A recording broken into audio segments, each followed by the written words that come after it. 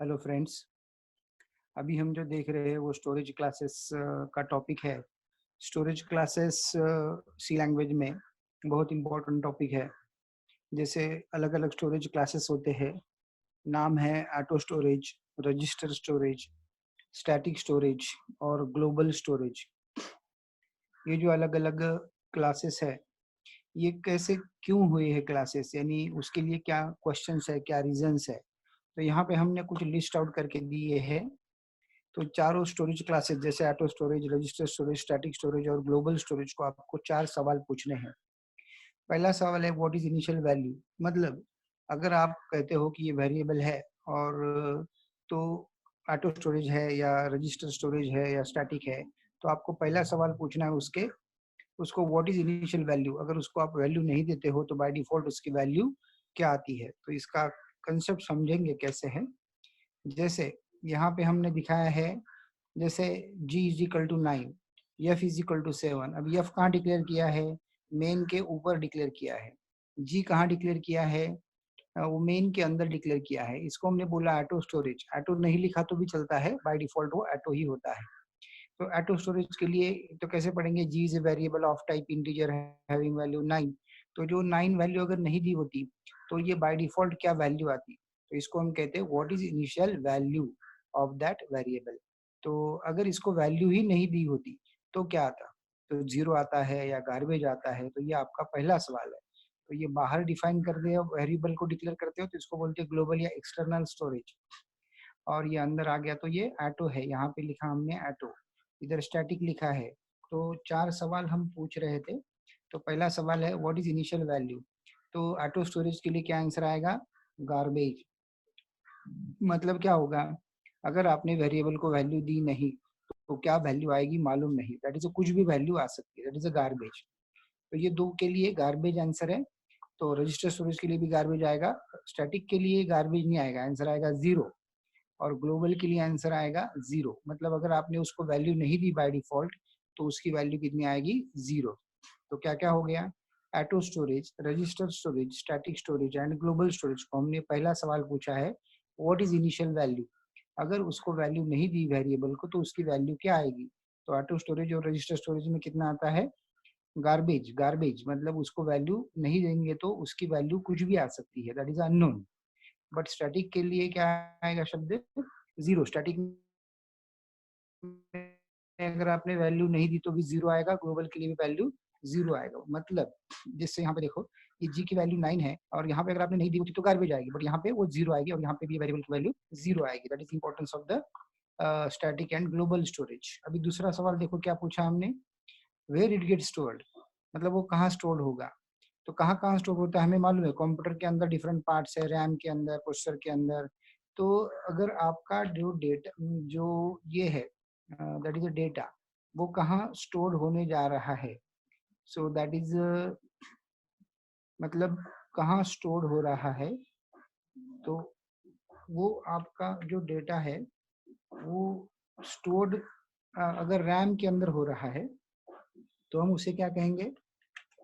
तो देखो क्या क्या सवाल पूछे हमने, वेयर इट गेट स्टोर्ड।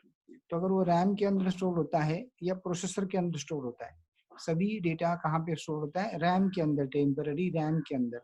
सिर्फ जिसके लिए आपने बोला रजिस्टर स्टोरेज, वही डेटा कहाँ स्टोर होगा? वो वेरिएबल सीपीयू के अंदर। तो इस टाइप के जो वेरिएबल है वो कहाँ यूज होते हैं नॉर्मली?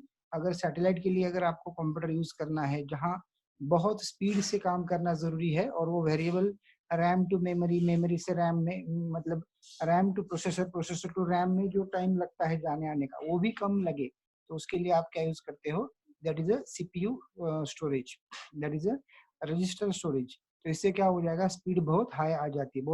बहुत रेयर सिचुएशन है जहाँ पे आप सीपीयू स्टोरेज यूज करोगे। So that is a register storage. तो बाकी सभी data where it get stored in the memory, that is the main memory और that is in the RAM. तीसरा है what is the scope of the variable. ये बहुत important शब्द है। अभी स्कोप देखो कैसे होता है, किसको आप स्कोप कहते हो। तो स्कोप किसे कहते हो आप? अगर कोई वेरिएबल है तो वो वेरिएबल आपने लिखा कहाँ पे? जैसे एक्स नाम का वेरिएबल है, ये ब्लॉक के अंदर लिखा, ये एक्स वेरिएबल इधर लिखा, ये जी इधर लिखा है। तो क्या किया, जी का जो स्कोप है वो यहाँ से लेकर यहाँ तक होगा, इसके आगे नहीं। तो जैसे एग्जाम्पल के लिए कैसे याद रखते, कोई मुख्यमंत्री है तो महाराष्ट्र का मुख्यमंत्री का स्कोप महाराष्ट्र का, गुजरात के मुख्यमंत्री का स्कोप गुजरात का। That is the scope of the variable. तो ये है जी का स्कोप, ये है एक्स का स्कोप। तो ना तो ये इधर एक्सेस होगा ना ये इधर एक्सेस होगा। बट ये एफ कैसे है, एफ देखो कहाँ रखा है, तो ये जैसे प्राइम मिनिस्टर है तो प्राइम मिनिस्टर का एक्सेस किधर आएगा, ये स्टेट में भी आएगा ये स्टेट में भी आएगा।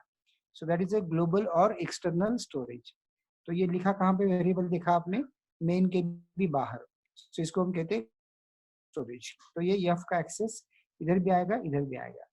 तो स्कोप शब्द हमने समझ लिया है। तो स्कोप में दो शब्द है, देखो पहला क्या है, what is the scope of the variable.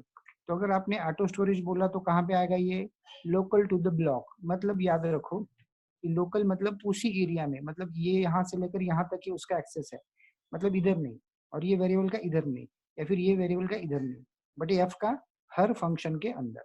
So that is a global और एक्सटर्नल स्टोरेज। तो क्या किया हमने, तो ये वेरिएबल का एक्सेस ना इधर इससे बाहर नहीं है। सो that is a scope. Scope शब्द समझ में आ गया। तो स्कोप के लिए देखो क्या क्या आंसर है। अगर ऑटो स्टोरेज है तो लोकल में ही रहेगा स्कोप, रजिस्टर स्टोरेज है तो भी लोकल में रहेगा, स्टैटिक है तो भी लोकल में ही रहेगा, और ग्लोबल है तो थ्रू आउट द प्रोग्राम, मतलब पूरे प्रोग्राम में आप एक्सेस कर सकते हो। इसको कहा स्कोप। अभी शब्द है लास्ट वाला, what is life of the variable. अब लाइफ क्या है, देखो ये वेरिएबल कब तक जिंदा रहेगा, जब तक आपका प्रोग्राम का स्कोप इसके अंदर है, मतलब ब्लॉक के अंदर ही उसका लाइफ है। इसका वेरिएबल का भी लाइफ इधर ही है। बट ये एक्स का देखो लाइफ कैसे है, इसके बाहर भी लाइफ होता है क्योंकि वो स्टैटिक है। तो आगे हम देखेंगे स्टैटिक क्या है। तो पहला तो क्या, what is the scope of the variable. तो स्कोप शब्द समझ में आ गया। अभी लाइफ ऑफ द वेरिएबल, तो ये वेरिएबल ऑटो स्टोरेज वाला लोकल तक ही जिंदा रहेगा, रजिस्टर वाला भी लोकल तक ही जिंदा रहेगा, बट स्टैटिक स्टोरेज का जो वेरिएबल है वो मतलब फंक्शन के बाहर भी वो खुद जिंदा रहता है, खुद की वैल्यू नहीं छोड़ता, and that is called as static storage. And that is it retain the value outside the function. क्या करता है वो, फंक्शन के बाहर भी उसकी खुद की वैल्यू रिटेन कर सकता है। और लास्ट का जो है ग्लोबल स्टोरेज, इसका कंसेप्ट है ये जो इसकी वैल्यू ये till the end of the program. देखो कैसे है, अगर जी की वैल्यू 9 है तो ये जी की वैल्यू 9 कब तक रहेगी, जब तक आपका प्रोग्राम का फ्लो इसके अंदर है, खत्म।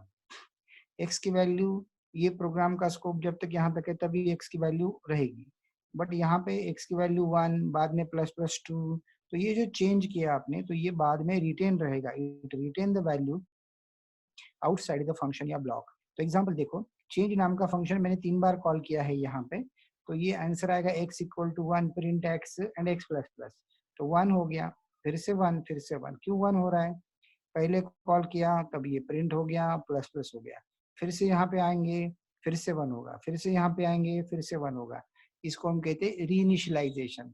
तो ये इनिशियलाइज हो रहा है नॉर्मल वेरिएबल, बट ये जो स्टैटिक वेरिएबल है ये इनिशियलाइज नहीं होता है बार बार, ये initially only once, initialize only once. देखो चेंज कॉल किया 1 हो गया, ये 1, पर प्लस प्लस ये 2, तो नेक्स्ट टाइम पे 2 मेंटेन करेगा तो ये 2 आएगा, और ये लास्ट में आंसर फिर से यहाँ पे आएगा तो ये 3 आएगा। So that is static. Static मतलब it can initialize only once और it retain the value outside the function. तो ये जो 2 चेंज हो रहा था ये फिर से वापस हम जब यहाँ आएंगे तो फिर से 1 नहीं होगा। सो that is the life of the variable. तो ये इसकी लाइफ लोकल है, रजिस्टर की लोकल है, और स्टैटिक की लोकल लाइफ लाइफ नहीं है, वो मतलब ब्लॉक के बाहर या फंक्शन के बाहर भी उस वेरिएबल को एक्सेस नहीं कर सकता, but it retain the value. And global storage till the program end, कहीं पे भी आप किसी फंक्शन के अंदर इस वेरिएबल को एक्सेस कर सकते हो। सो that is all about the storage classes. तो याद क्या रखोगे आप, 4 स्टोरेज क्लासेस है, automatic storage, register storage, static storage and global storage. और उसके 4 सवाल कौन से, व्हाट इज इनिशियल वैल्यू, यानी अगर आप उसको वैल्यू नहीं दोगे तो बाय डिफॉल्ट उसकी वैल्यू क्या होगी वेरिएबल की, where it gets stored, what is the scope of the variable and what is the life of the variable। अगर ये 4 सवाल आप पूछते हो तो आपको 4 स्टोरेज क्लासेस आ जाते हैं।